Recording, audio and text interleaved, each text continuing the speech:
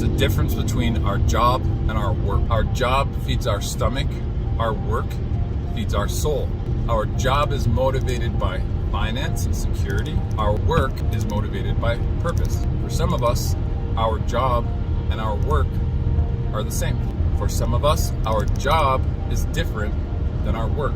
For some of us, we're totally fine with having our job separate from our work. And for others, it does not align. It does not feel good. It does not work. It's not sustainable, and it's not healthy. But each person has to figure that out for themselves. They have to figure out what their work is, and if they're willing to sacrifice the time that they need to work their job and not do their work. So if you're one of those people that are totally cool with having your job separate from your work, then great. If you're happy, then be happy. That's okay. But if you're one of those like me, where your job is distracting you from your work and you can feel it in your soul, then you need to make some adjustments.